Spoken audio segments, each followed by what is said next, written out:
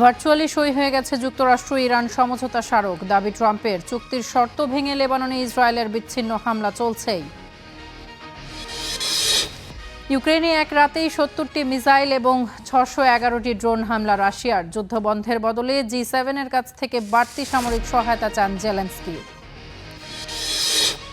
ক্যালিফোর্নিয়ায় মার্কিন বি-52 বোমারু বিমান বিধ্বস্ত, ৮ ক্রুর সবাই নিহত, কারণ জানতে চলছে তদন্ত। তৃণমূল কংগ্রেসের বিদ্রোহী সাংসদদের নতুন দলে যোগদানের রাজনৈতিক মহলে কৌতূহল। পশ্চিমবঙ্গকে বিরোধী শূন্য করার চেষ্টার অভিযোগ অভিষেকের। শিশুদের সুরক্ষায় ব্রিটেনের যুগান্তকারী পদক্ষেপ। বন্ধ হচ্ছে টিকটক, ইনস্টাগ্রাম এবং স্ন্যাপচ্যাটের মতো সামাজিক যোগাযোগ মাধ্যম।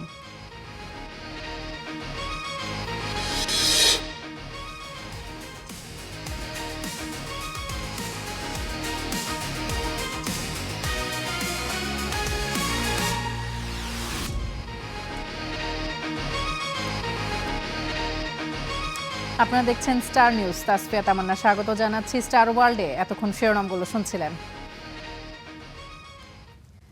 ভার্চুয়ালি সই হয়ে গেছে যুক্তরাষ্ট্র ইরান সমঝোতা চুক্তি। জি7 সম্মেলনে এই তথ্য জানিয়েছেন মার্কিন প্রেসিডেন্ট ডোনাল্ড ট্রাম্প। যুক্তরাষ্ট্রের পক্ষ থেকে প্রেসিডেন্ট ডোনাল্ড ট্রাম্প এবং ভাইস প্রেসিডেন্ট জে.ডি. ভ্যান্স এবং ইরানের তরফে স্পিকার মোহাম্মদ বাকের গালিবাফ চুক্তিতে স্বাক্ষর করেছেন। ট্রাম্পের দাবি, চুক্তি সইয়ের পর হরমুজ প্রণালী আংশিক খুলে দেওয়া হয়েছে। তবে ইরানের বিপ্লবী গার্ড বাহিনী বলছে, গেল ৯৬ ঘন্টায় এই পথ দিয়ে কোনো জাহাজ যায়নি। আগামী শুক্রবার যুক্তরাষ্ট্র ও ইরানের মধ্যে সমঝোতা চুক্তি স্বাক্ষর হওয়ার কথা। তবে মার্কিন প্রেসিডেন্ট বলছেন, এরই মধ্যে ইলেকট্রনিক্যালি সই হয়ে গেছে তা। সিএনএন এর প্রতিবেদন অনুযায়ী যুক্তরাষ্ট্রের পক্ষ থেকে প্রেসিডেন্ট ডোনাল্ড ট্রাম্প এবং ভাইস প্রেসিডেন্ট জে.ডি. ভ্যান্স আর ইরানের তরফে স্পিকার মোহাম্মদ বাকের গালিবাফ চুক্তিতে স্বাক্ষর করেছেন। ট্রাম্প বলছেন, ইরান নাকি পারমাণবিক অস্ত্র না অর্জন করার ব্যাপারেও রাজি হয়েছে। চুক্তি সইয়ের পর হরমুজ প্রণালী আংশিক খুলে গেছে বলেও দাবি করছেন তিনি। ভাষ্য, শুক্রবারের মধ্যে কোনো টোল ছাড়াই জাহাজ চলাচল শুরু হবে। ট্রাম্পের দাবি, হরমুজ আংশিক খুলে যাওয়ায় তেলের দাম দ্রুত কমে আসছে এবং শেয়ার বাজার রকেটের গতিতে ঊর্ধ্বমুখী হচ্ছে। অত্যন্ত আনন্দের সাথে জানাচ্ছি, পুরো চুক্তি আনুষ্ঠানিকভাবে স্বাক্ষর হয়ে গেছে। হরমুজ প্রণালীও ইতিমধ্যে আংশিকভাবে খুলে দেওয়া হয়েছে। শুক্রবার নাগাদ পুরোপুরি উন্মুক্ত হয়ে যাবে। সবচেয়ে গুরুত্বপূর্ণ বিষয়, ইরান কখনোই পারমাণবিক অস্ত্র অর্জন না করতে সম্মত হয়েছে। এটি নিশ্চিতে কঠোর নজরদারি ব্যবস্থা থাকবে। পারমাণবিক অস্ত্র নিয়ে ইরানের তরফে এখনো কিছু জানানো হয়নি। তবে গেল ৯৬ ঘন্টায় হরমুজ দিয়ে কোনো জাহাজ যায়নি বলে জানিয়েছে ইরানের বিপ্লবী গার্ড বাহিনী। এদিকে কিছু প্রতিবেদনে দাবি করা হচ্ছে, এই চুক্তিতে স্বাক্ষর করার জন্য ইরানকে অর্থ দিয়েছে যুক্তরাষ্ট্র, যাকে ভুয়া খবর বলছে ওয়াশিংটন। শুক্রবারের পর খুব শিগগিরই চুক্তির বিস্তারিত নথি প্রকাশ হবে বলে জানিয়েছেন মার্কিন প্রেসিডেন্ট ও ভাইস প্রেসিডেন্ট। আমরা এই সপ্তাহে চুক্তির পূর্ণাঙ্গ নথি প্রকাশ করব। ইরান যদি দীর্ঘমেয়াদী প্রয়োজনীয় প্রতিশ্রুতি দেয় আর ৫টা স্বাভাবিক দেশের মতো আচরণ করে, তাহলে আমরা তাদের ওপর থেকে বড় ধরনের নিষেধাজ্ঞা শিথিল করতে প্রস্তুত। তবে অনেকে ভাবছে যুক্তরাষ্ট্র ইরানকে অর্থ দেবে, এটা ভুল। নতুন চুক্তিকে অন্য যে কোনো সময়ের চেয়ে শক্তিশালী আখ্যা দিয়েছেন ট্রাম্প। এ সময় সাবেক মার্কিন প্রেসিডেন্ট বারাক ওবামাকে কটাক্ষ করে বলেন, ২০১৫ সালের ওই ভয়াবহ চুক্তির মতো নয় এবারের চুক্তি। ইফফাতিরা, স্টার নিউজ। দক্ষিণ লেবাননের বেশ কিছু এলাকায় ইসরায়েলের বিচ্ছিন্ন হামলা সত্ত্বেও বাড়ি ঘরে ফিরতে শুরু করেছেন বাস্তুচ্যুত লেবানিজরা। ইরান যুক্তরাষ্ট্রের চুক্তির আওতায় লেবাননেও যুদ্ধবন্ধের আশায় রয়েছেন তারা। দক্ষিণ লেবাননের বেশ কিছু এলাকায় ইসরায়েলের বিচ্ছিন্ন হামলা সত্ত্বেও বাড়ি ঘরে ফিরতে শুরু করেছেন বাস্তুচ্যুত লেবানিজরা। ইরান যুক্তরাষ্ট্রের চুক্তির আওতায় লেবাননেও যুদ্ধ বন্ধের আশায় রয়েছেন তারা। ইরান যুদ্ধকে কেন্দ্র করে হিজবুল্লাহকে দমনের লক্ষ্যে দক্ষিণ লেবাননে প্রায় ৩ মাস ধরে হামলা চালায় ইসরায়েল। এসব হামলায় মারা যায় ৩,০০০-এরও বেশি মানুষ। বাস্তুচ্যুত হয় লেবাননের অন্তত ১২ লাখ নাগরিক। ইরান যুক্তরাষ্ট্রের শান্তি চুক্তির সমঝোতার আওতায় সব ফ্রন্টে যুদ্ধ বন্ধ হবে, এমন খবরে নিজেদের বাড়ি ঘরে ফিরছে মানুষ। যদিও দক্ষিণ লেবাননের বাসিন্দাদের এখনই তাড়াহুড়া না করবার আহ্বান জানিয়েছে কর্তৃপক্ষ। কারণ ইসরায়েল বলছে, দক্ষিণ লেবাননের সন্ত্রাসী অবকাঠামো ধ্বংসের আগ পর্যন্ত তারা ওই অঞ্চল থেকে সেনা প্রত্যাহার করবে না।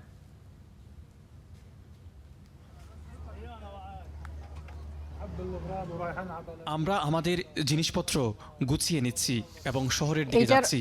আল্লাহর শুকর, যুদ্ধবিরতি হয়েছে সর্বশক্তিমান আল্লাহর দয়া এবং যোদ্ধাদের কারণে। আমি আগে জ্বালানি ভরে নিচ্ছি, তারপর আমরা আল্লাহর উপর ভরসা করে আমাদের ঘরের দিকে রওনা হব। আল্লাহর রহমতে যুদ্ধের সময়টা নিরাপদে এবং ভালোভাবেই পার হয়েছে। জানি না বাড়িতে আমার জন্য কি অপেক্ষা করছে। এদিকে ইরানের সাথে শান্তি চুক্তি নিয়ে অগ্রগতির ফলে লেবাননে কিছুটা হলেও স্বস্তি ফিরেছে। তবে ইসরায়েলি হামলার শঙ্কা পুরোপুরি না কাটায় এখনও আতঙ্কের মধ্যেই সময় পার করছেন প্রবাসী বাংলাদেশিরা। আতঙ্কে রয়েছেন দক্ষিণ লেবাননে থাকা প্রবাসী বাংলাদেশিরাও। ইরান ও যুক্তরাষ্ট্রের শান্তি আলোচনার মধ্যেই লেবাননে কিছুটা স্বস্তি ফিরেছে।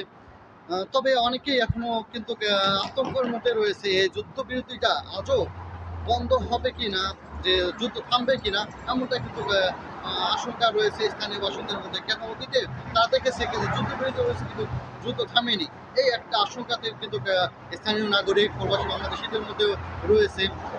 স্থানীয় লেবানিজ যারা রয়েছে তারা কিন্তু প্রশাসন যারা রয়েছে তারা কিন্তু এখনই লেবান দক্ষিণ অঞ্চলে যাওয়ার জন্য একটু নিষেধ করতেছেন, যেন তারা এখনই যেন তাদের বাসস্থানে ফিরে না যায়। কেন অনেক রাস্তাঘাট ধ্বংস হয়েছে, অবিস্ফোরিত বোমা রয়েছে।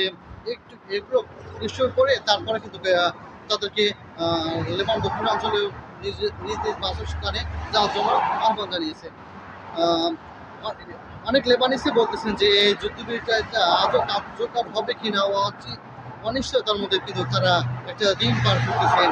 যে অতীতে যারা দেখেছে কিন্তু যুদ্ধ বন্ধ হয়নি। আজ কিন্তু এই শান্তি আলোচনার মধ্যে কিন্তু লেবাননের দক্ষিণাঞ্চলে ড্রোন হামলা, বোমা বিস্ফোরণের স্থানীয় গণমাধ্যমের মাধ্যমে কিন্তু আমরা জানতে পেরেছি।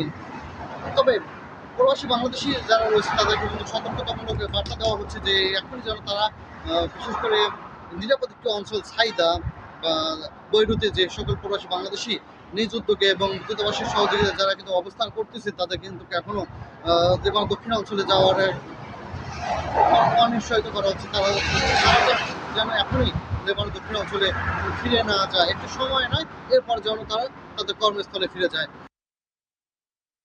ইরান এবং যুক্তরাষ্ট্রের হুঁশিয়ারির পরও লেবাননে হামলা চালিয়ে যাচ্ছে ইসরায়েল। এর আগে ট্রাম্পের হুমকি উপেক্ষা করে বৈরুতেও হামলা চালায় দখলদার বাহিনী। বিশ্লেষকদের শঙ্কা, ইরানের সাথে চুক্তি ভেস্তে দিতে চায় ইসরায়েল, কারণ এই চুক্তিকে পরাজয় বলে মনে করছেন নেতানিয়াহু। তাই যে কোনো মূল্যে যুদ্ধ দীর্ঘায়িত করার ষড়যন্ত্র করছে এই দেশ।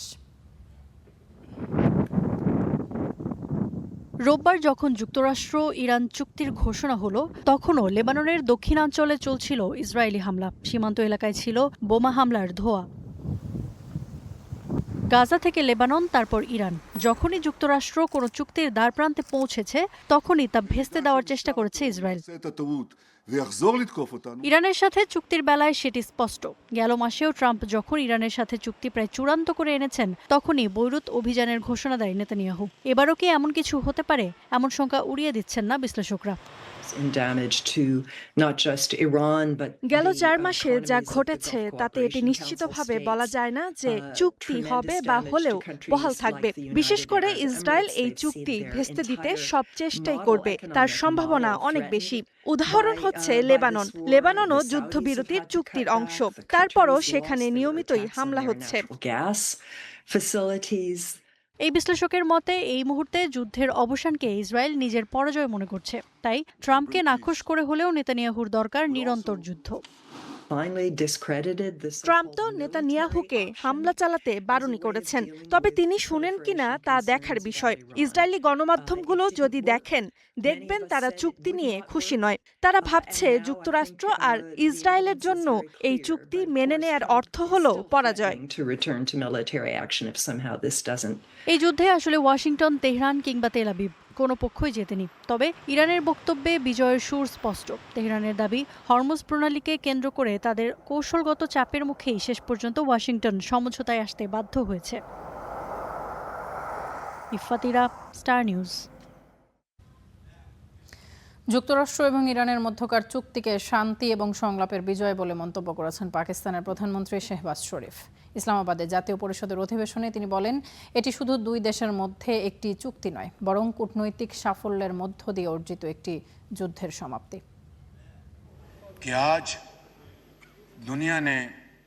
আল্লাহর অসীম অনুগ্রহ ও রহমতে আজ বিশ্ব শান্তির ইতিহাস এক ঐতিহাসিক মাইলফলক অতিক্রম করেছে। যুদ্ধের অন্ধকার রাতের পর শান্তির সূর্য উদিত হয়েছে, আলহামদুলিল্লাহ। ৩ মাস ১৬ দিনের কঠিন পরীক্ষার পর ইরান ও যুক্তরাষ্ট্র লেবানন সহ সব ফ্রন্টে সামরিক অভিযান বন্ধ করার ঘোষণা দিয়েছে। মাননীয় স্পিকার, এটি শুধু দুটি দেশের মধ্যে একটি চুক্তি নয়, বরং শান্তি ও সংলাপের বিজয়। এটি কূটনীতির সাফল্য এবং যুদ্ধের সমাপ্তি।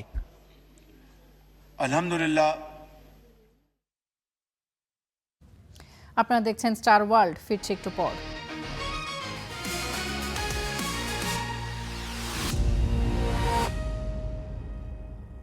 আরও একবার স্বাগত স্টার ওয়ার্ল্ডে, সাথে থাকার জন্য ধন্যবাদ। ইরান যুক্তরাষ্ট্রের সম্ভাব্য চুক্তিকে স্বাগত জানিয়েছেন বিশ্ব নেতারা। এর মধ্য দিয়ে হরমুজ প্রণালীর অচল অবস্থা দূর হবার আশায় রয়েছেন তারা। এদিকে চুক্তি কার্যকরের পর তেহরান যদি পরমাণু কর্মসূচি থেকে সরে আসে, তবে দেশটির উপর থেকে আরোপিত নিষেধাজ্ঞা তুলে নেয়ার ঘোষণা দিয়েছে ইউরোপের 4 দেশ: যুক্তরাজ্য, ফ্রান্স, জার্মানি এবং ইতালি। যুক্তরাষ্ট্র ও ইরানের সম্ভাব্য চুক্তিকে বড় ধরনের অগ্রগতি উল্লেখ করে এটিকে স্বাগত জানালেন ইউরোপীয় ইউনিয়নের পররাষ্ট্রনীতি বিষয়ক প্রধান কাজা কালাস। জেনেভায় G7 বৈঠকের ফাঁকে এই আশাবাদ জানালো ইইউ। আমরা আশা করছি শুক্রবার এটি কার্যকর হবে, কারণ সবারই প্রয়োজন হরমুজ প্রণালী খোলা থাকুক, এই যুদ্ধের অবসান ঘটুক। তাই আমরা এই উদ্যোগকে স্বাগত জানাই এবং আশা করি এটি দীর্ঘস্থায়ী হবে। এদিকে ইরান যুক্তরাষ্ট্রের চুক্তির পর তেহরান যদি তার পরমাণু কর্মসূচি থেকে সরে আসে, তবে দেশটির উপর থেকে আরোপিত নিষেধাজ্ঞা তুলে নেবে ইউরোপের 4 দেশ: যুক্তরাজ্য, ফ্রান্স, জার্মানি ও ইতালি। এক যৌথ বিবৃতিতে দেশগুলো জানায়, এ ব্যাপারে ইরান ও আন্তর্জাতিক পরমাণু শক্তি সংস্থার সাথে কাজ করতে প্রস্তুত আছে এই 4টি দেশ। সম্ভাব্য চুক্তির মাধ্যমে দ্রুতই হরমুজ প্রণালী খোলার ব্যাপারে আশা জানিয়েছেন ফরাসি প্রেসিডেন্ট ইমানুয়েল ম্যাক্রন। এক্সে পোস্টে তিনি জানান, কোনো বিধিনিষেধ বা কোনো টোল ছাড়াই হরমুজ সচল হওয়া বিশ্ব অর্থনীতির জন্য অপরিহার্য। ইরান কখনো পরমাণু অস্ত্রের অধিকারী হবে না এমন আশা জানিয়ে সম্ভাব্য চুক্তিকে স্বাগত জানান ব্রিটিশ প্রধানমন্ত্রী কিয়ার স্টারমার। এক বিবৃতিতে তিনি আশা করেন, এর মধ্য দিয়ে বিশ্বের জ্বালানি সরবরাহ ব্যবস্থায় ইতিবাচক প্রভাব পড়বে। We will now work closely with our partners to support this agreement. চুক্তিকে স্বাগত জানিয়ে অস্ট্রেলিয়ার প্রধানমন্ত্রী অ্যান্থনি আলবানিজ বলেছেন, এটি কেবল মধ্যপ্রাচ্যের জন্য নয়, বরং সমগ্র বিশ্বের স্বার্থেই গুরুত্বপূর্ণ। আমরা চাই এই চুক্তি টেকসই হোক, কারণ এই অঞ্চলের মানুষের স্বার্থেই সামরিক সংঘাতের অবসান হওয়া জরুরি। একই সঙ্গে এটি সমগ্র বিশ্বের স্বার্থের সঙ্গেও জড়িত। দীর্ঘ উত্তেজনার পর একটি সফল চুক্তির জন্য মার্কিন প্রেসিডেন্ট ডোনাল্ড ট্রাম্প ও পাকিস্তানের প্রধানমন্ত্রী শাহবাজ শরীফের প্রতি কৃতজ্ঞতা জানিয়েছেন কাতারের প্রধানমন্ত্রী। এক্সে এক পোস্টে তিনি আশা প্রকাশ করেন, সংশ্লিষ্ট সব পক্ষই ইতিবাচক ও গঠনমূলক মনোভাব নিয়ে এটি চূড়ান্ত করবে। চুক্তিটিকে স্বাগত জানিয়ে জাপান বলছে, এর মধ্য দিয়ে হরমুজে নিরাপদ ও অবাধ নৌ চলাচল নিশ্চিত হবে এবং এটি জাপানের উপর চাপ কমাবে। জাহাদুর রহমান, স্টার নিউজ। সাবেক মার্কিন প্রেসিডেন্ট বারাক ওবামা বলেছেন, তার সময়ের চাইতে ইরানের সাথে ভালো কোনো চুক্তি হবে এমন আশা তিনি করেন না। 2018 সালে ইরানের সাথে joint comprehensive plan of action বা JCPOA নামের একটি চুক্তি করেছিল ওবামা প্রশাসন। এবারের চুক্তি অতীতের চাইতে আলাদা হবে না বলে মনে করেন Obama. Doubtful that any agreement that arises এটা সন্দেহজনক যে কোনো নতুন চুক্তি আসলে আগের চুক্তির তুলনায় উল্লেখযোগ্যভাবে ভিন্ন বা উন্নতি হবে। যে চুক্তিটি আমরা শুরুতে করেছিলাম এবং দীর্ঘ সময় সেটা কার্যকর ছিল, যতক্ষণ না আমরা অর্থাৎ যুক্তরাষ্ট্রই সেটি থেকে সরে আসি। তাই আমি আশা করি বোমাবর্ষণ বন্ধ হবে এবং সাধারণ মানুষ আর যুদ্ধের কারণে কষ্ট পাবে না। পররাষ্ট্রনীতির অনেক জটিল সমস্যায় আমরা শুধু জোর করে বা বোমা দিয়ে সমাধান করতে পারি না। এমন ধারণা কখনো কখনো আকর্ষণীয় মনে হতে পারে, কিন্তু বাস্তবতা হলো সময় নিয়ে কূটনীতির মাধ্যমে এমন সমঝোতা খোঁজা দরকার, যা সমস্যার 100% সমাধান না করলেও 80 থেকে 90% সমাধান করবে। এই শিক্ষাটা আমাদের অনেক আগেই শিখে ফেলা উচিত ছিল। ইরান যুক্তরাষ্ট্রের সম্ভাব্য চুক্তি নিয়ে সতর্ক প্রতিক্রিয়া জানিয়েছেন ইরানের নাগরিকরা। তেহরানের বেশিরভাগ মানুষেরই যুক্তরাষ্ট্রের প্রতি কোনো আস্থা নেই। তাই তারা সতর্ক পর্যবেক্ষণে বিশ্বাসী। একইভাবে এই চুক্তি নিয়ে ইসরায়েলের মনোভাব সম্পর্কেও সন্দিহান ইরানের মানুষ। তবে ইরানের অনেকেই এই চুক্তিকে দীর্ঘ ৪৭ বছরের অবরুদ্ধ অবস্থা থেকে মুক্তি বলে মনে করছেন। যদি ইরানের অধিকার ও স্বার্থ রক্ষা করা হয় তাহলে একটি চুক্তির মাধ্যমে তা রক্ষা করা অনেক ভালো হবে। এতে দেশ আবার গতি ফিরে পাবে, রপ্তানি ও আমদানি উন্নত হবে এবং অর্থনীতি উপকৃত হবে। ৪৭ বছর পর দেশটি অবশেষে সমৃদ্ধির পথে এগোতে শুরু করেছে। আমেরিকানরা কোনো কিছুর বাধ্যবাধকতার মধ্যে নেই, বরং বিশ্বজুড়ে তাদের খারাপ রেকর্ড রয়েছে। ইসরায়েলও ঠিকভাবে আচরণ করে না, আর আমেরিকাও বিশ্বাসযোগ্যভাবে চলে না। তবে আমাদের সবসময় সতর্কভাবে জীবনযাপন করতে হবে। এদিকে যুক্তরাষ্ট্র এবং ইরানের চুক্তির খবরে নাখোশ ইসরায়েল নাগরিকরা। এই চুক্তিতে তারা নিজেদের প্রতারিত বলে মনে করছেন। ইসরায়েলিদের বিশ্বাস, প্রেসিডেন্ট ট্রাম্পের মেয়াদ শেষ হলেই এই চুক্তি ভেঙে পড়বে। ইরানের জব্দ থাকা অর্থ ফেরত পাওয়া বা দেশটির শাসন ক্ষমতার পরিবর্তন না হওয়াকে পরাজয় বলেই মনে করছেন ইসরায়েলি নাগরিকরা। আমি মনে করি না এই চুক্তি টিকবে, কারণ ইরানিরা ইসরায়েলকে ধ্বংস করার শপথ নিয়েছে। তাই যখন আপনি তাদের সঙ্গে চুক্তি করেন, এটি শুধু তাদের লক্ষ্য অর্থাৎ ইসরায়েল ও আমেরিকাকে ধ্বংস করার উদ্দেশ্যকে বিলম্বিত করে। আমি চাই ইসরায়েল ও ইরানের মধ্যে শান্তি থাকুক, কিন্তু এটি আসলে টিকবে না।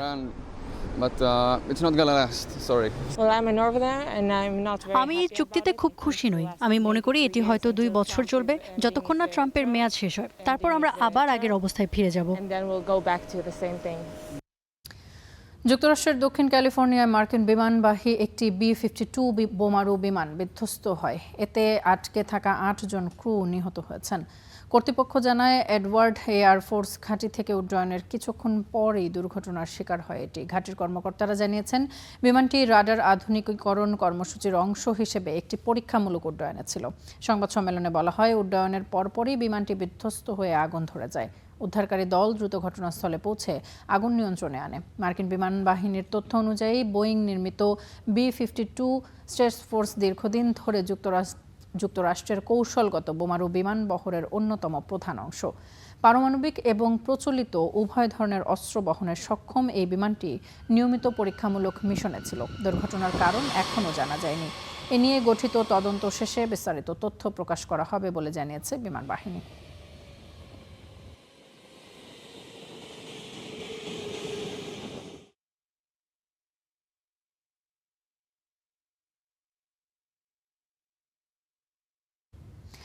তৃণমূল কংগ্রেসে একাধিক বিদ্রোহী সাংসদ NCPI এর নামে নতুন একটি দলে যোগদান করাতে রাজনৈতিক মহলে ব্যাপক কৌতূহল সৃষ্টি হয়েছে। সুদীপ বন্দ্যোপাধ্যায়, কাকলি ঘোষ, দস্তিদার কিংবা পার্থ ভৌমিকের মতো পরিচিত রাজনৈতিক মুখ তুলনামূলকভাবে অপরিচিত এই রাজনৈতিক প্ল্যাটফর্মকে বেছে নিয়েছেন। যদিও দলের নামটি রাজ্যের সাধারণ মানুষের কাছে প্রায় অচেনা। এদিকে প্রাথমিক শিক্ষক নিয়োগ দুর্নীতি মামলায় প্রায় 11 ঘন্টার টানা জিজ্ঞাসাবাদের মুখে পড়েছেন তৃণমূল কংগ্রেসের সর্বভারতীয় সাধারণ সম্পাদক অভিষেক বন্দ্যোপাধ্যায়। জিজ্ঞাসাবাদ শেষে তিনি দাবি করেছেন, কেন্দ্রীয় তদন্তকারী সংস্থাগুলোকে ব্যবহার করে পশ্চিমবঙ্গকে বিরোধী শূন্য করার চেষ্টা চলছে এবং তিনি কোনো চাপের কাছে মাথা নত করবেন না।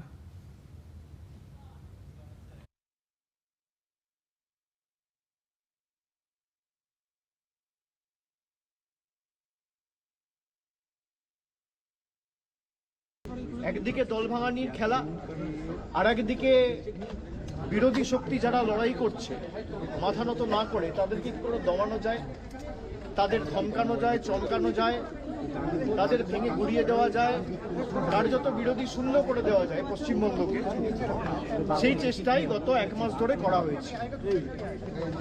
প্রথম দিকে SIR এর নাম করে উপযুক্ত ভোটারদের ভোটার তালিকা থেকে নাম বাদ দেওয়া, কাউন্টিং ভেন্যু থেকে বল প্রয়োগ করে অন্যান্য দলের রাজনৈতিক কাউন্টিং এজেন্টদের বার করে দেওয়া, তারপরে পোস্টপোল ভায়োলেন্সের নামে কি তাণ্ডব লীলা চলেছে আমরা সব জায়গায় দেখেছি। বিরোধীরা যাতে বিরোধী দলনেতার স্বীকৃতি না পায় সেই নিয়ে ষড়যন্ত্র, কনস্পিরেসি, দল ভাঙানো, MP ভাঙানো, MLA ভাঙানো, এইসব করে কোনো লাভ নেই। তারা ভেবেছিল যারা এজেন্সির ভয়ে এদিক ওদিক চলে যাচ্ছে মমতা বন্দ্যোপাধ্যায়ের সাথে বা মানুষের স্বার্থকে সামনে রেখে যারা লড়াই করছে, আমরা হয়তো চলে যাব, দমে যাব, মাথা নত করব, আত্মসমর্পণ করব, বিকিয়ে যাব, আমাদের গলা কেটে দিলেও আমরা আত্মসমর্পণ করার লোক না, আমরা লড়াই করার লোক। এ বিষয়ে আরো বিস্তারিত জানতে পশ্চিমবঙ্গ থেকে সরাসরি যুক্ত হচ্ছে সহকর্মী সুজিত দুয়ারীর সঙ্গে। সুজিত দুয়ারী, শুভ সকাল আপনাকে। জানতে চাই, প্রাথমিক শিক্ষক নিয়োগ দুর্নীতি মামলায় যে প্রায় 11 ঘন্টার টানা জিজ্ঞাসাবাদের মুখে পড়েছেন তৃণমূল কংগ্রেসের সর্বভারতীয় সাধারণ সম্পাদক অভিষেক বন্দ্যোপাধ্যায়। জিজ্ঞাসাবাদ শেষে তিনি দাবি করেছেন কেন্দ্রীয় তদন্তকারী যে সংস্থাগুলো রয়েছে সেগুলো ব্যবহার করে পশ্চিমবঙ্গকে বিরোধী শূন্য করার একটা চেষ্টা চলছে এবং তিনি কোনো চাপের কাছে মাথা নত করবেন না, এমনটিও তিনি জানিয়েছেন। এই মামলার তদন্তে এখন পর্যন্ত কি কি গুরুত্বপূর্ণ তথ্য সামনে এসেছে জানাবেন।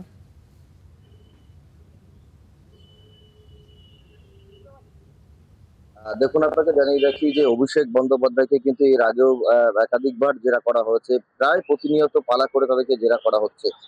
গতকাল ইডির জেরা করে এবং দীর্ঘ 11 ঘন্টা জেরার পর তিনি যখন বাইরে বেরিয়ে আসে তখন বলছেন যে কেন্দ্রীয় সরকারের তরফে একেবারে প্রভাবকে কাজে লাগিয়ে কেন্দ্রীয় সংস্থাদের দিয়ে তাকে নিয়ে তদন্ত করা হচ্ছে এবং হেনস্থা করা হচ্ছে। মূলত বিরোধী শূন্য করাই লক্ষ্য রয়েছে বিজেপির। সে কারণে এই যে তৃণমূল, এ রাজ্যের যারা তৃণমূল নেতৃত্ব রয়েছে তাদেরকে জেরা করা হচ্ছে, এমনটাই কিন্তু অভিযোগ করছেন তিনি। সুজিত, আরো জানতে চাই, তৃণমূল কংগ্রেসের একাধিক বিদ্রোহী সাংসদের এমন একটি দলে যোগদান রাজনৈতিক মহলে ব্যাপক কৌতূহলের জন্ম দিয়েছে। আমরা দর্শকদের জানাচ্ছিলাম বেশ কিছুক্ষণ আগে। পশ্চিমবঙ্গের সাধারণ মানুষ কি এই ঘটনাকে আসলে কিভাবে দেখছেন, তারা কি বলছেন তারা?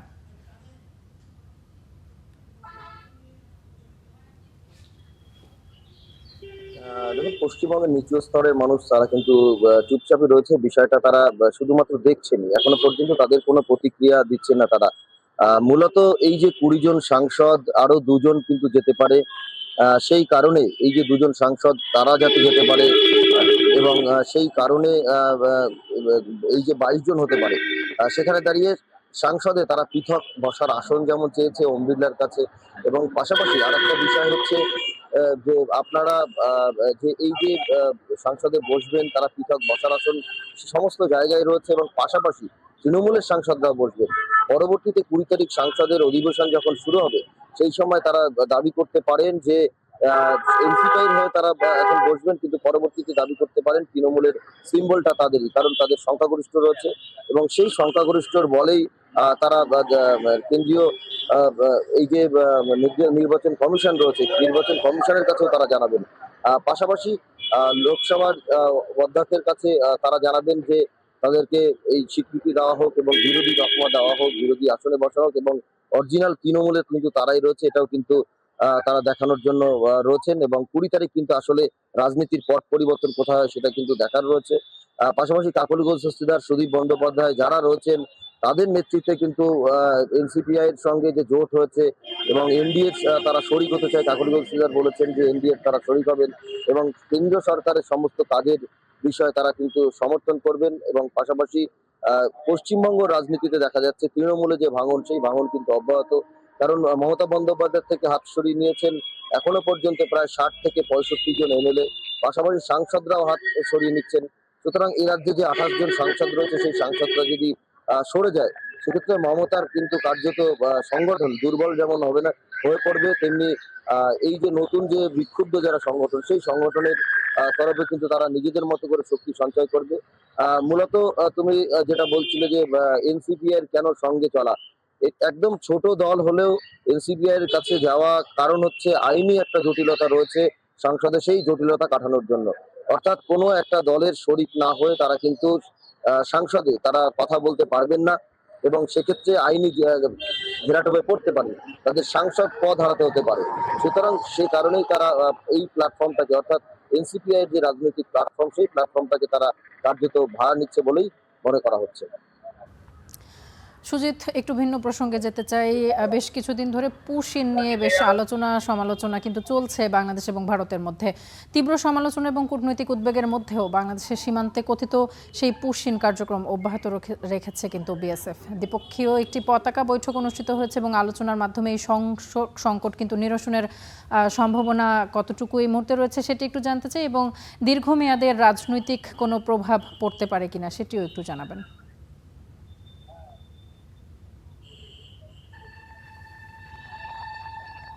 আপনাকে জানিয়ে রাখি যে দিল্লিতে কিন্তু বৈঠক হয়েছিল বিজেপির তরফে এবং বিএসএফ এর তরফে।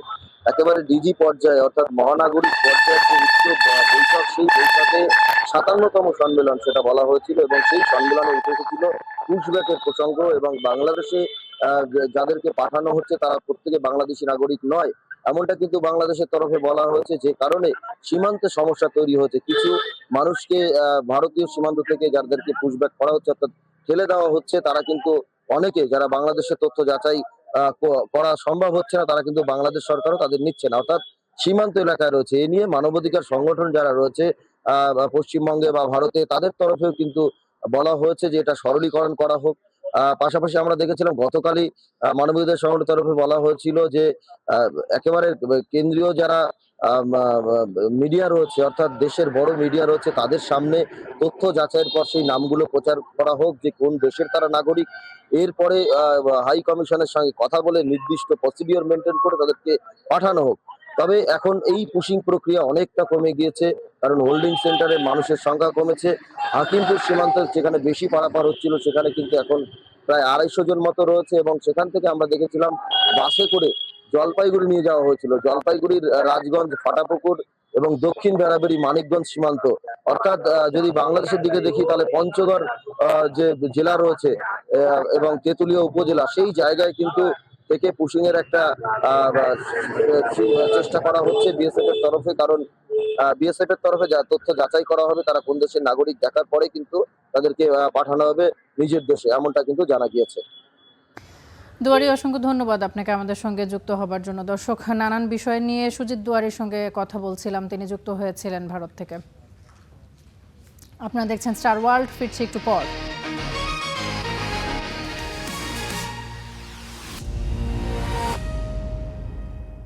আপনারা দেখছেন স্টার ওয়ার্ল্ড, সাথে থাকার জন্য ধন্যবাদ। ইউক্রেনের স্মরণকালের ভয়াবহ বিমান হামলা চালালো রাশিয়া। এই হামলায় মারা গেছে ১১ জন। প্রেসিডেন্ট জেলেনস্কির দাবি, এক রাতেই ৭০টি মিসাইল এবং ৬ শতাধিক ড্রোন হামলা চালানো হয়েছে। হামলায় ক্ষতিগ্রস্ত কিয়েভের একাদশ শতাব্দীর ঐতিহাসিক একটি ক্যাথিড্রাল, যাকে খ্রিস্টান সংস্কৃতির বিরুদ্ধে রাশিয়ার অপরাধ বলে দাবি করছেন জেলেনস্কি। সোমবার সকালে ইউক্রেন জুড়ে হামলা চালায় রাশিয়া। কিয়েভের বেশ কটি আবাসিক ভবন ও উত্তর পূর্বাঞ্চলীয় শহর খার্কিভেও আঘাত হানে রাশিয়ার ক্ষেপণাস্ত্র। ইউক্রেনের প্রেসিডেন্ট জেলেনস্কি জানান, রাতভর হামলায় মোট ৭০টি মিসাইল এবং ৬১১টি ড্রোন হামলা চালায় মস্কো। এতে মারা গেছেন অন্তত ১১ জন আর আহত ৫৩ জন। হামলায় ক্ষতিগ্রস্ত হয় ইউনেস্কো ঘোষিত বিশ্ব ঐতিহ্য এবং ইউক্রেনের অন্যতম ঐতিহাসিক গির্জা ডরমিশন ক্যাথিড্রাল। হামলার পর প্রাচীন চার্চটির একপাশে বিশাল গর্ত তৈরি হয়, তবে চার্চে হামলার দায় অস্বীকার করেছে রাশিয়া। নিঃসন্দেহে এটি আমাদের ইতিহাসের উপর একটি হামলা ছিল। আপনারা ভালো করেই বোঝেন যে আমাদের যা আছে তা রাশিয়ায় নেই, আর রাশিয়া আপ্রাণ চেষ্টা করছে যেন আমাদেরও তা আর না থাকে। ইউক্রেনও রাশিয়ার ভূখণ্ডে পাল্টা ড্রোন হামলা চালায়। রাশিয়ার তুলা শহরে ড্রোনের আঘাতে ১ বছরের এক শিশুসহ ৩ জন নিহত হয়।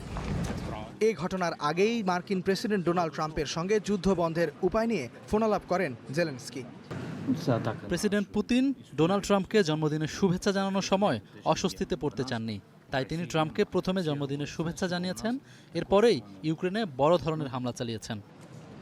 ফ্রান্সে শুরু হওয়া G7 শীর্ষ সম্মেলনের সময়ই এই হামলা হলো, যেখানে ইউক্রেন যুদ্ধই এবারের বৈঠকে আলোচনার অন্যতম বিষয়।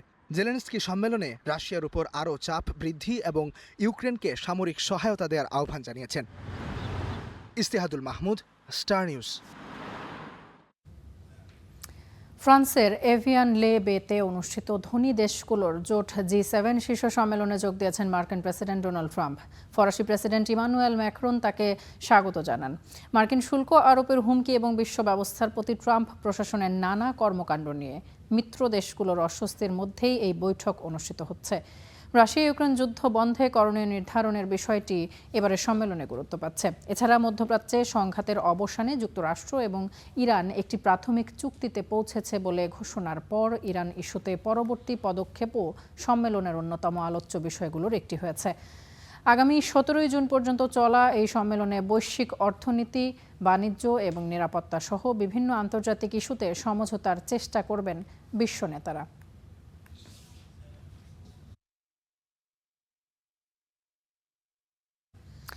যুদ্ধ বন্ধের তদবিরের বদলে G7 থেকে সামরিক সক্ষমতা বাড়ানোর দিকেই মনোযোগ দিচ্ছে ইউক্রেন। সোমবার কিয়েভ এবং খার্কিভে রাশিয়ার ধ্বংসাত্মক হামলার পর এলো এই পরিবর্তন। এর আগে অর্থনৈতিক জোটটির এই সম্মেলনের সাইডলাইনে রুশ প্রেসিডেন্টের সঙ্গে যুদ্ধ বন্ধ ইস্যুতে বৈঠক করতে চেয়েছিলেন ইউক্রেনের প্রেসিডেন্ট ভলোদিমির জেলেনস্কি। তবে তা প্রকাশ্যেই প্রত্যাখ্যান করেছেন পুতিন। চলতি মাসেই পুতিনকে এক খোলা চিঠিতে G7 সম্মেলনের সাইডলাইনে সরাসরি বৈঠকের প্রস্তাব দিয়েছিলেন ইউক্রেনের প্রেসিডেন্ট জেলেনস্কি। কারণ এই সম্মেলনে উপস্থিত আছেন Donald Trump, Emmanuel Macron, Keir Starmer ও ফ্রেডরিক মার্জ। তাই এটিই ছিল সবাইকে এক টেবিলে বসানোর ভালো একটি সুযোগ। চিঠিতে ইউক্রেনের প্রেসিডেন্ট দাবি করেছিলেন দীর্ঘ যুদ্ধ রাশিয়ার অর্থনীতির ওপরও চাপ তৈরি করছে। জেলেনস্কির এই দাবি অস্বীকার করে পুতিন সাফ জানিয়ে দিয়েছেন আলোচনার কোনো প্রয়োজনীয়তা নেই। আর তারপর সোমবার ইউক্রেনের রাজধানীতে রাশিয়ার বড়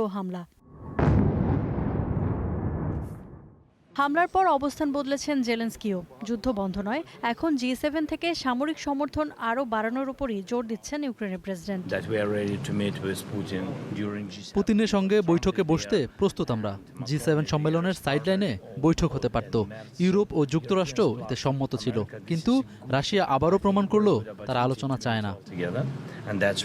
তবে আলোচনার পথ পুরোপুরি বন্ধ হয়নি বলে দাবি মস্কোর। রুশ পররাষ্ট্রমন্ত্রী সার্গেই লাভরভ বলছেন, ইউক্রেন যুদ্ধ বন্ধে ট্রাম্পের প্রস্তাবের প্রতি প্রতিশ্রুতিবদ্ধ রাশিয়া। শিগগিরই ট্রাম্পের দূত স্টিভ উইটকফ ও জ্যারেড কুশনার আবারও রাশিয়া সফর করবেন বলেও জানিয়েছেন তিনি। পুতিন আগেই ট্রাম্পের প্রস্তাব গ্রহণ করেছেন। যুক্তরাষ্ট্রের প্রস্তাবের ভিত্তিতে যে সমঝোতা হয়েছে তা বাস্তবায়নের অপেক্ষায় আছে রাশিয়া। ইউরোপ মনে করছে রাশিয়া যুদ্ধে হারছে এবং তারা আমাদের শর্ত দিতে পারবে, কিন্তু এই হিসাব সম্পূর্ণ ভুল ও বিভ্রান্তিকর। একদিকে আলোচনার আহ্বান, অন্যদিকে চলমান ক্ষেপণাস্ত্র ও ড্রোন হামলা। 4 বছরের যুদ্ধের এই পর্যায়ে কূটনৈতিক তৎপরতা যতই বাড়ুক, মস্কো ও কিয়েভের অবস্থান যে এখনো অনেক দূরে, সেটিই আবারও স্পষ্ট হলো। ইফফাতিরা, স্টার নিউজ। আপিল আদালতের রায়ের নিষিদ্ধই থাকছে যুক্তরাজ্যের ফিলিস্তিন ভিত্তিক সংগঠন প্যালেস্টাইন অ্যাকশন। এর আগে ব্রিটেনের হাইকোর্টের এক রায়ে সংগঠনটিকে নিষিদ্ধ করাকে অবৈধ বলে সিদ্ধান্ত নেওয়া হয়েছে। হাইকোর্টের সেই রায়ের বিরুদ্ধে আপিল করে সরকার। আপিল শুনানিতে আইনজীবীরা বলেন, প্যালেস্টাইন অ্যাকশন নামের সংগঠনটির কার্যক্রম নিষিদ্ধ করার মধ্য দিয়ে কারো মত প্রকাশের স্বাধীনতা কেড়ে নেওয়া হয়নি। এর আগে সংগঠনটির প্রতিষ্ঠাতা দাবি করেন, এই নিষেধাজ্ঞা ফিলিস্তিনপন্থী আন্দোলনকে সমর্থন করা মানুষের মৌলিক মতামত প্রকাশের, সমাবেশের স্বাধীনতার উপর গভীর আঘাত। আপিলের এই রায়ের বিরুদ্ধে এবারে সুপ্রিম কোর্টে যাবার ঘোষণা দিয়েছেন সংগঠনটির উদ্যোক্তারা। নিষেধাজ্ঞার পর থেকে সংগঠনটি সমর্থনের অভিযোগে অন্তত 16 জনকে গ্রেপ্তার করা হয়েছে।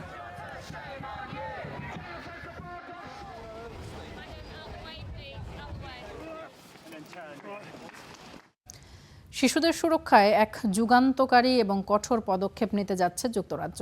16 বছরের কম বয়সীদের জন্য টিকটক, ইনস্টাগ্রাম এবং স্ন্যাপচ্যাটের মতো সামাজিক যোগাযোগ মাধ্যম নিষিদ্ধ করার ঘোষণা দিয়েছেন ব্রিটিশ প্রধানমন্ত্রী কিয়ার স্টারমার। সোমবার এক সংবাদ সম্মেলনে তিনি জানান, এই নিষেধাজ্ঞা শিশুদের নিরাপদ রাখার পাশাপাশি প্রযুক্তি প্রতিষ্ঠানগুলোর একচ্ছত্র ক্ষমতার বিরুদ্ধেও একটি বড় ধাক্কা হবে। যুক্তরাজ্যে শিশুদের জন্য সামাজিক যোগাযোগ মাধ্যম ব্যবহারে নিষেধাজ্ঞা আসতে যাচ্ছে এবার। 16 বছরের কম বয়সী শিশুদের জন্য নিষিদ্ধ হতে যাচ্ছে সব ধরনের সামাজিক যোগাযোগ মাধ্যম। ব্রিটিশ প্রধানমন্ত্রী কিয়ার স্টারমার সাফ জানিয়েছেন, শিশুদের অনলাইন নিরাপত্তা নিশ্চিত করতে এই পূর্ণাঙ্গ নিষেধাজ্ঞা জারি করা ছাড়া আর কোনো বিকল্প নেই। আইন শুধু নিয়মকানুন নয়, এটি আমাদের মূল্যবোধেরও বহিঃপ্রকাশ। এটি আমাদের সন্তানদের আরও নিরাপদ করবে, এটি আমাদের সন্তানদের আরও সুখী করবে, এটি তাদের বড় হওয়ার জন্য আরও বেশি সময়, বেশি নিরাপত্তা, বেশি স্বাধীনতা এবং আরও বেশি সুযোগ এনে দেবে। ব্রিটিশ প্রধানমন্ত্রীর মতে এটি অভিভাবকের দুশ্চিন্তা কমাবে এবং শিশুদের আসক্তি থেকে মুক্ত করে তাদের আরও বেশি স্বাধীনতা, নিরাপত্তা এবং সুস্থভাবে বেড়ে ওঠার সুযোগ তৈরি করে দেবে। শুধুমাত্র ফেসবুক বা ইনস্টাগ্রাম নয়, এই নিষেধাজ্ঞার আওতায় আসতে যাচ্ছে বিভিন্ন গেমিং এবং লাইভ স্ট্রিমিং অ্যাপও। যেসব প্ল্যাটফর্মে শিশুরা অচেনা মানুষের বা প্রাপ্তবয়স্কদের সঙ্গে যোগাযোগের সুযোগ পায় সেগুলোর বিরুদ্ধেও কঠোর ব্যবস্থা নেবে ব্রিটিশ সরকার। এমনকি 18 বছরের কম বয়সীদের জন্য রাতে সামাজিক যোগাযোগ মাধ্যম ব্যবহার বন্ধ করা এবং ইনফিনিটি স্ক্রলিং বন্ধের মতো আরও কিছু বিষয় বিবেচনা করছে যুক্তরাজ্য সরকার। আমরা গেমিং সার্ভিস এবং লাইভ স্ট্রিম প্ল্যাটফর্মগুলোর বিরুদ্ধে বিশ্বমঞ্চে নেতৃত্ব দেওয়ার মতো পদক্ষেপ নিচ্ছি, যেখানে বর্তমানে অপরিচিত ব্যক্তিরা কোনো প্রকার বাধা ছাড়াই যে কোনো শিশুর সাথে যোগাযোগ করতে পারে। কিয়ার স্টারমার সতর্ক করে বলেন, সামাজিক যোগাযোগ মাধ্যমগুলো এমনভাবে ডিজাইন করা হয়েছে যা শিশুদের সহজে আসক্ত করে ফেলে। এর পাশাপাশি এই প্ল্যাটফর্মগুলো শিশুদের সামনে বিপজ্জনক ও ক্ষতিকর কন্টেন্ট তুলে ধরছে। চলতি বছরের ডিসেম্বরের শেষ নাগাদ এই সংক্রান্ত আইন পাশ করার পরিকল্পনা রয়েছে ব্রিটিশ সরকারের, যা আগামী বছর থেকে পুরোপুরি কার্যকর হতে পারে। যুক্তরাজ্যের এই সিদ্ধান্তটি মূলত অস্ট্রেলিয়ার অভিজ্ঞতা থেকে অনুপ্রাণিত। গত বছরের ডিসেম্বরে বিশ্বের প্রথম দেশ হিসেবে 16 বছরের কম বয়সীদের জন্য সামাজিক যোগাযোগ মাধ্যম নিষিদ্ধ করে Australia. Istihadul Mahmud, Star News. Democratic Republic of কঙ্গোয় বা ডিআর কঙ্গোয় আশঙ্কাজনক হারে ছড়িয়ে পড়েছে প্রাণঘাতী ইবোলা ভাইরাস। গত মে মাসে প্রাদুর্ভাব শুরুর পর দেশটিতে আক্রান্তের সংখ্যা বেড়ে দাঁড়িয়েছে 782 জনে, যার মধ্যে মৃত্যু হয়েছে 178 জনের। তবে পরিস্থিতি নিয়ন্ত্রণে সবচেয়ে বড় বাধা হয়ে দাঁড়িয়েছে স্থানীয়দের অবিশ্বাস এবং ভুল তথ্য। দেশের পূর্বাঞ্চলীয় ইতুরি প্রদেশে এক সন্দেহভাজন ইবোলা আক্রান্তের মরদেহ দাফন করাকে কেন্দ্র করে স্বাস্থ্যকর্মী এবং সাধারণ মানুষের মধ্যে তীব্র সংঘর্ষের ঘটনা ঘটেছে। পরিস্থিতি নিয়ন্ত্রণে পুলিশকে কাঁদানে গ্যাস এবং ফাঁকা গুলি ছুড়তে হয়েছে। চারদিকে তীব্র উত্তেজনা আর চিৎকার। পিপিই পরা স্বাস্থ্যকর্মীদের ঘিরে ধরেছে ক্ষুব্ধ জনতা, যার উদ্দেশ্য ইবোলা আক্রান্ত সন্দেহে মারা যাওয়া ব্যক্তির কফিনটি ছিনিয়ে নেওয়া। ঘটনাটি ডেমোক্রেটিক রিপাবলিক অফ কঙ্গোর পূর্বাঞ্চলীয় ইতুরি প্রদেশের মঙ্গবালু এলাকার। রয়টার্স যাচাইকৃত এই ভিডিওতে দেখা যায় সাধারণ মানুষের সাথে দফায় দফায় সংঘর্ষের পর পুলিশ কাঁদানে গ্যাস ও ফাঁকা গুলি ছুড়ে পরিস্থিতি নিয়ন্ত্রণে আনে। পরে কফিনটি নিয়ে দ্রুত স্থান ত্যাগ করেন স্বাস্থ্যকর্মীরা। কঙ্গোর এই ইবোলা প্রাদুর্ভাবে সবচেয়ে ঝুঁকিতে আছেন রেড ক্রসের সেফ অ্যান্ড ডিগনিফাইড ব্যারিয়াল বা এসডিবি টিমের সদস্যরা। সংক্রমণের বিস্তার রোধে মৃতদেহ সুরক্ষিত ব্যাগ ও কফিনে ভরে দাফন করাই তাদের কাজ। কিন্তু ভাইরাসের চেয়েও এখন তাদের বড় প্রতিপক্ষ স্থানীয়দের অবিশ্বাস ও ভুল তথ্য। মহামারীর এই সময়ে আমাদের সবসময় হামলার মুখে পড়তে হয়। কিছু মানুষ পরিস্থিতি বুঝে, আবার অনেকেই বুঝতে চায় না। কেউ হাসপাতালে মারা যাক বা কমিউনিটিতে, স্বাস্থ্য বিভাগ থেকে আমাদের অ্যালার্ট করলেই আমরা ছুটে যাই। বিশ্ব স্বাস্থ্য সংস্থা জানিয়েছে ইবোলার বিরল বন্দিবগীয় স্ট্রেনের কারণে এই মহামারী ছড়াচ্ছে, যার কোনো সুনির্দিষ্ট প্রতিষেধক বা টিকা নেই। ফলে আইসোলেশন এবং কন্ট্রাক্ট ট্রেসিংই একমাত্র ভরসা। তবে নতুন করে নিয়ানিয়া এবং মাবালাকো স্বাস্থ্য জোনে ভাইরাসটি ছড়িয়ে পড়ায় মোট আক্রান্ত জনের সংখ্যা এখন 31টি।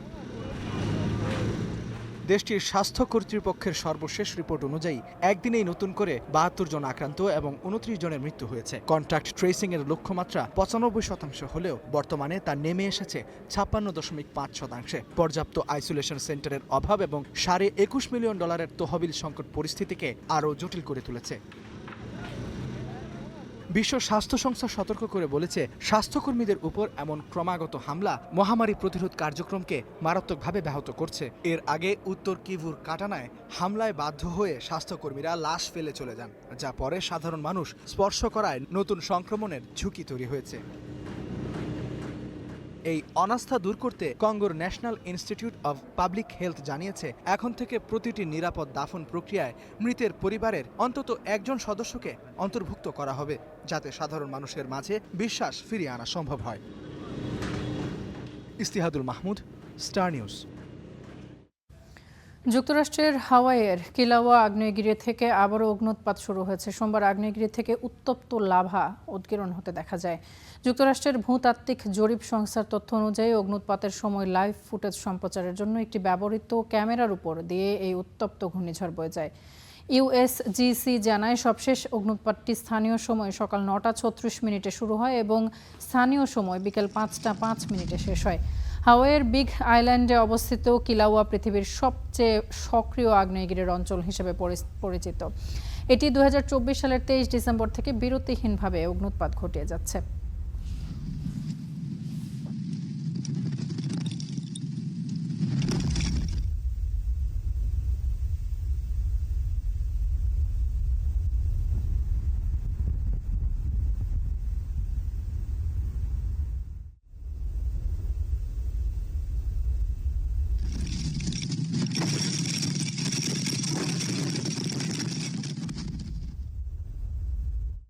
এবং এই ছিল আজকের স্টার ওয়ার্ল্ডে। এতক্ষণ সাথে থাকার জন্য ধন্যবাদ সবাইকে।